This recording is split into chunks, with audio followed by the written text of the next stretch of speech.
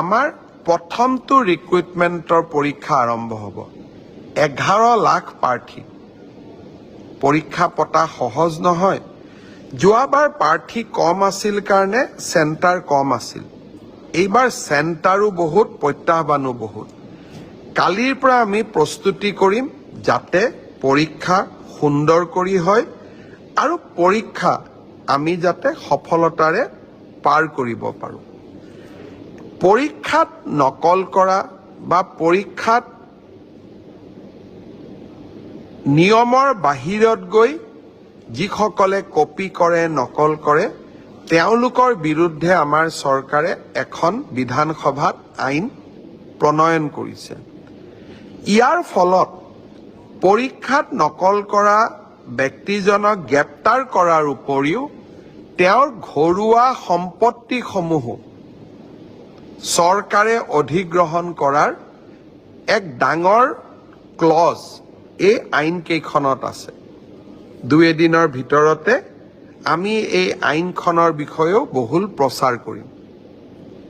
মই আশা কৰিম মেধাৰ ভিত্তিত নিযুক্তি। বহুতে কয় মোৰ মেৰিট আছে কাৰণে মই চাকৰি পালোঁ।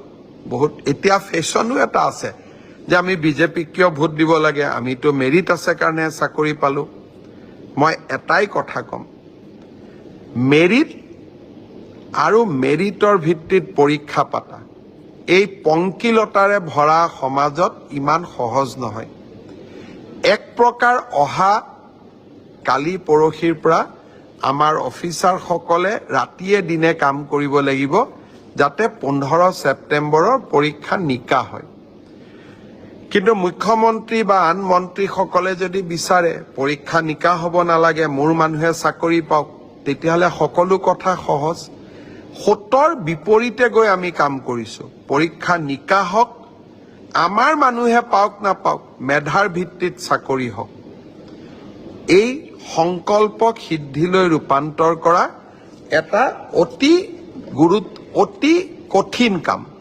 15 ছেপ্টেম্বৰত আমি আকৌ এটা শিক্ষাৰ্থীসকলেও পৰীক্ষা দিব, চৰকাৰেও এটা কঠিন পৰীক্ষাৰ সন্মুখীন হ'ব। মই আপোনালোকৰ সহায় সহযোগিতা বিচাৰিম। আমি কেইবাটাও টেলিফোন নম্বৰ দিম। কোনোবাই যদি ক'ৰবাত কিবা এই ধৰণৰ বেআইনী ঘটনাৰ সুযোগ পায়, নকল কৰাৰ ঘটনাৰ খবৰ পায়, কিবা